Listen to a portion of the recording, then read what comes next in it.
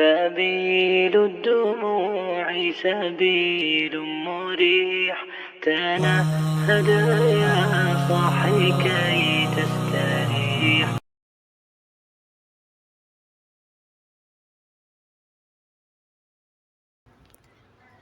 حاضرین محترم، خطبے کے اندر آپ کے سامنے قرآن کریم کی چند آیت تلاوت کی ہے۔ یہ آیات 18ویں پارے کے شروع کی ابتدائی آیات ہیں۔ ان آیات کے اندر اللہ تبارک و تعالی نے ایمان والوں کی صفات کو بیان فرمایا ہے۔ فلاح یافتہ مؤمنوں کی صفات کو بیان فرمایا ہے کہ وہ ایمان والے فلاح پا گئے، وہ ایمان والے کامیاب ہو گئے جن کے اندر یہ صفات ہیں۔ ان آیات کے اندر اللہ تبارک و تعالی نے چند صفات ذکر فرمائی ہیں۔ اگر ہم ان صفات کو اپنی زندگی کے اندر لے آئیں، ہم ان صفات کے اوپر کھرے اتر جائیں تو یقین مانیں ہم ایمان کے اندر صحیح طریقے سے کامیاب ہو جائیں گے، فلاح کو پا جائیں گے۔ فلاح، ہم اس لفظ کا ترجمہ اپنی زبان کے اندر کامیابی سے کرتے ہیں، اور ہم اس کے علاوہ اس کا ترجمہ کر بھی نہیں سکتے۔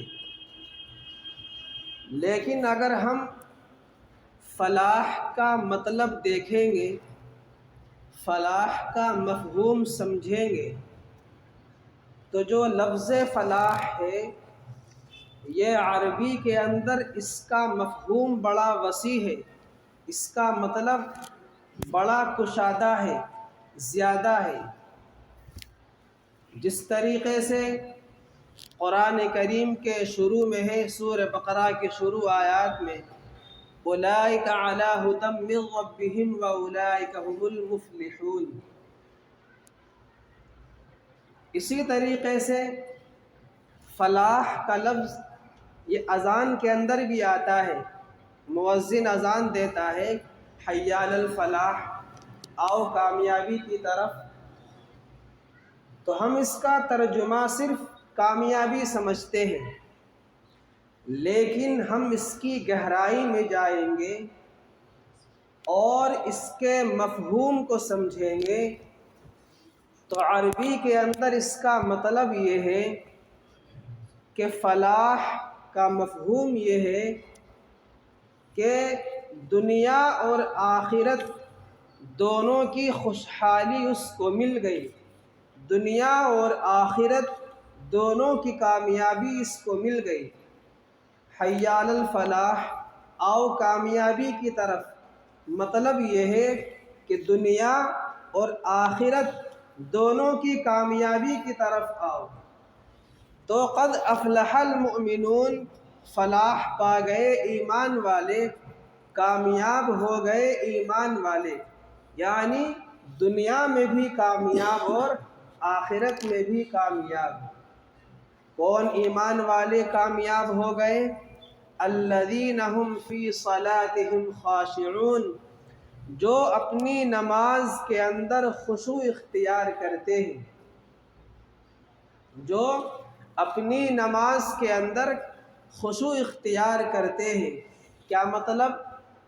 کہ نماز کا جو حق ہے وہ ہم ادا کرتے ہیں۔ نماز کا ہمارے اوپر حق کیا ہے، ہم اس نماز کے حق کو صحیح طریقے سے ادا کرتے ہیں یا نہیں، ہمیں یہ دیکھنا ہے۔ تو جو لوگ اپنی نماز کے اندر خشوع اختیار کرتے ہیں تو وہ دنیا میں بھی کامیاب ہوں گے اور آخرت کے اندر بھی کامیاب ہوں گے۔ حضرت عمر فاروق رضی اللہ عنہ جو اتنے بڑے حکمراں تھے، اتنے بڑے بادشاہ تھے کہ قیامت تک حضرت عمر فاروق رضی اللہ عنہ کی مثال دی جاتی رہے گی۔ ان کے جیسا نہ کوئی آیا نہ کوئی آئے گا۔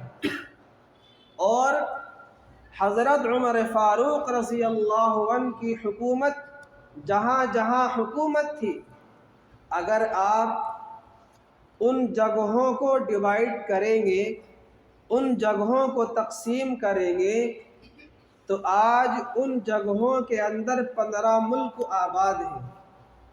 تو آپ یہ سمجھ لیں کہ حضرت عمر فاروق رضی اللہ عنہ کی جو بادشاہت تھی، جو حکومت تھی، وہ 15 ملکوں کے اوپر حکومت تھی، اور حکومت ایسی چلا کے دکھائی، بادشاہت ایسے کر کے دکھائی کہ ان کی بادشاہت کے اندر کوئی بھی انسان، مرد ہو یا عورت، بھوکا نہیں رہا، سب کے ساتھ انصاف کا معاملہ کیا، اور اللہ سے اپنی بادشاہت میں اتنے ڈرتے تھے کہ اگر دریائے فرات کے کنارے پر ایک کتا بھوکا یا پیاسا پڑا رہے تو ڈرتے تھے کہ اللہ مجھ سے اس کتے کے بارے میں سوال نہ کر لے، اے عمر تو نے انصاف سے کام نہیں لیا، تیری بادشاہت میں یہ کتا بھوکا پیاسا کیوں رہا؟ اب آپ لوگ اندازہ لگائیں کہ کیسی حکومت کر کے دکھائی ہے۔ اب حضرت عمر فاروق رضی اللہ عنہ نے تمام صوبوں کے اندر جتنے بھی گورنر تھے، سب کو ایک پیغام بھیجا، سب کو ایک سرکاری فرمان لکھ کر بھیجا۔ وہ فرمان کیا ہے؟ حضرت امام مالک رحمۃ اللہ علیہ نے اس حکم کو اپنی کتاب موطا کے اندر لفظ بلفظ روایت کیا ہے۔ وہ کیا ہے کہ ان اہم امرکم عند اللہ فہو حفظھا، کہ میرے نزدیک سب سے اہم کام جو ہے وہ نماز ہے۔ جس نے نماز کی حفاظت کی اس نے دین کی حفاظت کی، اور جس نے نماز کو ضائع کیا، نماز کو ختم کیا، گویا کہ اس نے اپنے دین کو ختم کیا۔ اور جو نماز کی حفاظت کرتا ہے، اللہ اس کے کام کو درست کر دیتا ہے، صحیح کر دیتا ہے، اور جو نماز کی حفاظت نہیں کرتا تو پھر اللہ کی ذمہ داری نہیں ہے کہ وہ اس کے کام کو صحیح کرے یا نہ کرے۔ اب حضرت عمر فاروق رضی اللہ عنہ نے یہ پیغام کس لیے بھیجا؟ یہ فرمان کیوں جاری کیا؟ یہ فرمان اس لیے جاری کیا کہ بہت سے گورنر کبھی اس بات کو سمجھنے لگے کہ میرے ذمے عوام لوگوں کی دیکھ بھال ہے، میرے ذمے جنتا کی ذمہ داری ہے، لہذا اگر کبھی عوام کی ذمہ داریوں کو پورا کرتے ہوئے ایک آدھ نماز کا وقت نکل گیا، یا ایک آدھ نماز جماعت سے نہ پڑھی، یا اگر وقت نکل گیا تو قضا پڑھ لیں گے، تو کبھی کبھی یہ بات ذہن میں آ جاتی ہے، تو حضرت عمر فاروق رضی اللہ عنہ نے اس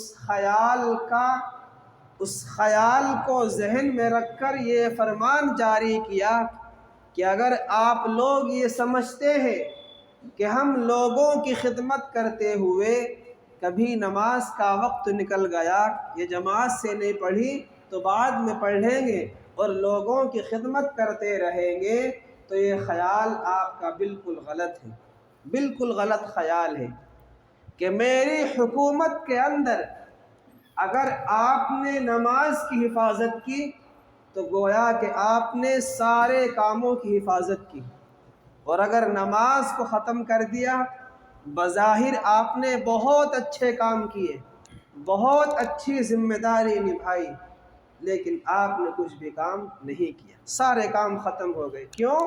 نماز کی حفاظت نہیں کی۔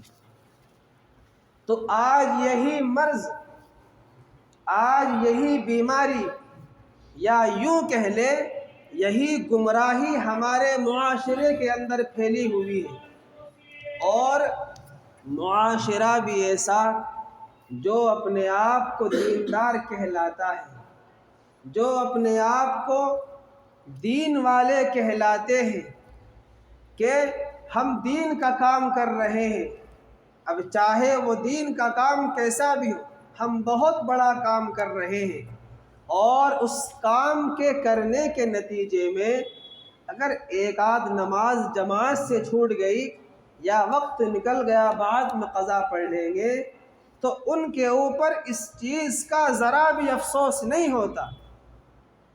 اب آپ لوگ اندازہ لگائیں کہ حضرت عمر فاروق رضی اللہ عنہ سے بڑا دین کا علم بردار کون تھا؟ حضرت عمر سے زیادہ سیاست کون جانتا تھا؟ حضرت عمر سے زیادہ بڑا خطیب کون تھا؟ حضرت عمر سے زیادہ بڑا مبلغ کون تھا؟ حضرت عمر سے زیادہ جہاد کرنے والا کون تھا؟ آپ لوگ بتائیں کہ کوئی ہو سکتا ہے جو عمر فاروق رضی اللہ عنہ سے زیادہ دین کا کام کرے، دین کی خدمت کرے؟ ظاہر سی بات ہے کوئی نہیں ہو سکتا۔ پوری دنیا مل کر اگر حضرت عمر فاروق رضی اللہ عنہ کا مقابلہ کرے تو ہم ایک سجدے کے ان کا مقابلہ نہیں کر سکتے، اگرچہ ہماری پوری زندگی عبادت میں گزر جائے۔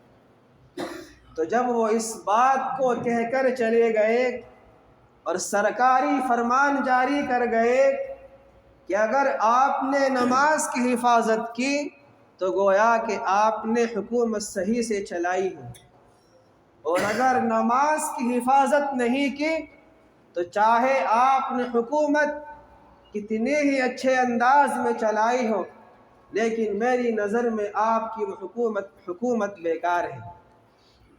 تو میرے دوستو، ہم اس چیز سے اندازہ لگا سکتے ہیں کہ نماز کتنی اہم چیز ہے کہ قرآن کریم کے اندر تقریباً 62 جگہ قرآن نماز کا ذکر آیا ہے، حالانکہ اگر ایک مرتبہ بھی قرآن میں کوئی حکم آ گیا اب ہمارے ذمے اس کا ماننا فرض ہو گیا کہ ہمیں قرآن کی وہ بات ماننی پڑے گی اگر ایک مرتبہ بھی آ گیا۔ لیکن نماز کا ذکر تو قرآن کے اندر 62 مرتبہ آیا ہے۔ کیوں؟ نماز کی اہمیت کو بتانے کے لیے، نماز کی فضیلت کو بتانے کے لیے۔ لیکن آج ہم لوگ اس فرض سے بالکل غافل ہیں، غفلت کے اندر پڑے ہوئے ہیں۔ آج ہم نے نماز کو گویا بالکل ہلکا سمجھ لیا ہے۔ میرے دوستو، ہم اپنے آپ کو کافر لوگوں پر قیاس نہ کریں کہ کافر لوگ نماز نہیں پڑھتے اور اللہ نے ان کو دنیا بہت دے رکھی ہے، دنیا میں ان کا ڈنکا بج رہا ہے۔ میرے دوستو خوب سمجھ لو، ایمان والے کی زندگی الگ ہے اور کافر کی زندگی الگ ہے، ان کا زندگی گزارنے کا طریقہ الگ ہے، ہمارا زندگی گزارنے کا طریقہ الگ ہے۔ تو ہم اپنے آپ کو بالکل کافروں کے اوپر قیاس نہ کریں، بالکل قیاس نہ کریں۔ تو بات چل رہی تھی، اللہ نے 18ویں پارے کے شروع میں فرمایا کہ فلاح پا گئے وہ ایمان والے جو اپنی نماز کے اندر خشوع اختیار کرتے ہیں۔ آپ لوگوں نے 2 لفظ سنے ہوں گے، خشوع اور خضوع، ایک شین کے ساتھ اور دوسرا ضاد کے ساتھ۔ کہ ہم اپنے نمازوں میں خشوع اور خضوع اختیار کرتے ہیں۔ اب خشوع اور خضوع کا مطلب کیا ہے؟ ان دونوں لفظوں کے اندر ایک تھوڑا سا فرق ہے، ذرا سا فرق ہے۔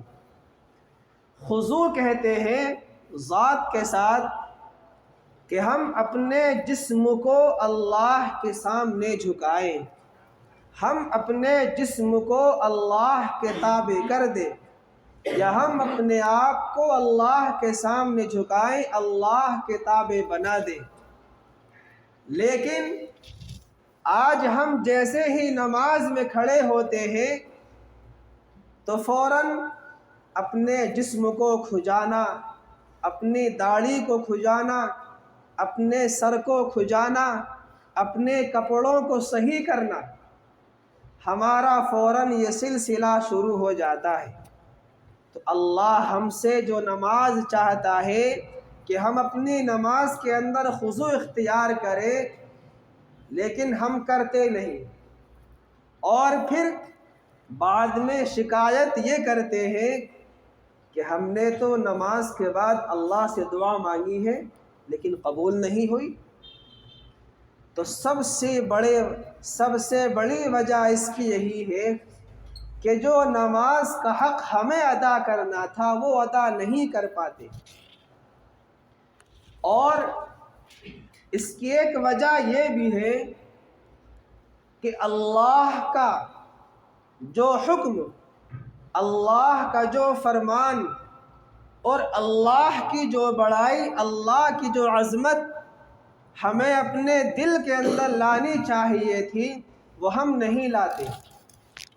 اب آپ لوگ دیکھتے ہیں کہ جب کسی بادشاہ کے دربار میں پریڈ ہوتی ہے تو آپ لوگوں نے دیکھا ہوگا کہ وہ اس پریڈ کو کتنے صحیح طریقے سے ادا کرتے ہیں اور کتنے ڈسپلن کے ساتھ وہ کھڑے ہوتے ہیں کہ ان کا ایک ہاتھ یا ایک پیر یا ان کا چہرہ یا ان کی ہاتھوں کی انگلیاں کیسی رہتی ہیں۔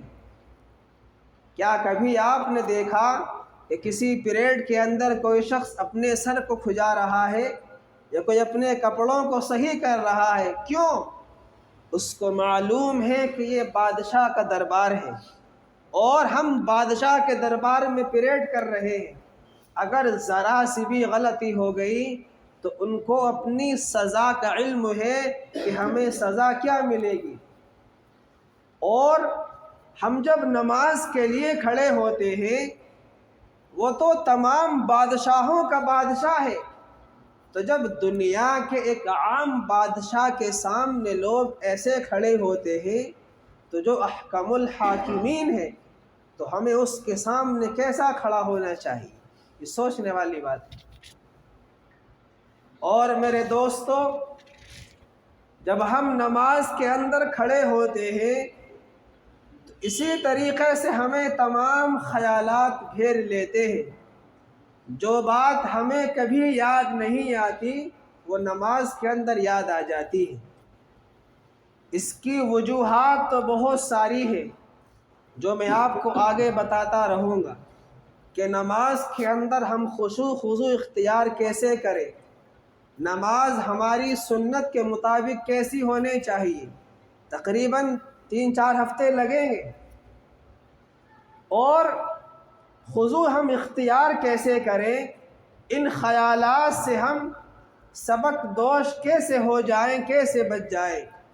تو سب سے بڑی وجہ یہ ہے کہ ہم اللہ کو بڑا مانتے ہیں۔ اللہ اکبر، اللہ سب سے بڑا ہے، ہم اس بات کا اقرار کرتے ہیں۔ لیکن جیسے ہی ہم نے اللہ کی بڑائی میں تھوڑی سی کمی کر دی، اللہ کی کبریائی میں، اللہ کی عظمت میں تھوڑی سی کمی کر دی، فوراً شیطان ہمارے دل میں خیالات شروع کر دے گا، شیطانی وسوسے ہمارے دل کے اندر آنا شروع ہو جائیں گے۔ اور اگر نماز کے اندر خیالات نے ہمیں گھیر لیا، شیطانی وسوسوں نے ہمیں گھیر لیا، تو سمجھ لو کہ ہم نے اللہ کی بڑائی میں تھوڑی سی کمی کر دی۔ اللہ کو جیسا بڑا ماننا چاہیے تھا ہم نے ویسا بڑا نہیں مانا۔ سب سے پہلی وجہ تو اس کی یہی ہے۔ تو اگر ہم اپنی نماز کو ان خیالات سے پاک اور صاف کرنا چاہتے ہیں تو اللہ کا جو حق ہے بڑا ہونے کا، اللہ اکبر، اللہ سب سے بڑا ہے، تو ہمیں اس حق کو ادا کرنا ہوگا۔ اللہ کی عظمت کو، اللہ کی بلند مرتبے کو، اللہ کی کبریائی کو ہمیں اپنے دل کے اندر بٹھانا ہوگا۔ اور جب ہم وہ حق ادا کر لیں گے کہ اللہ سب سے بڑا ہے، تو پھر ہم نماز کو اپنی پاک صاف کر لیں گے، نماز کے اندر ہماری خشوع خضوع آ جائے گا۔ اور جب ہم نماز کے لیے کھڑے ہوں، ہم نیت کیسے باندھیں؟ نیت باندھتے وقت ہمارے ہاتھ کہاں ہونے چاہیے، ہماری ہتھیلیوں کا چہرہ کس طرف ہونا چاہیے، کھلی ہو یا بند ہو، ہم رکوع کیسے کریں، ہم سجدہ کیسے کریں، اتحیات میں کیسے بیٹھیں، یہ تمام ساری باتیں آپ کے سامنے تفصیل کے ساتھ آتی رہیں گی۔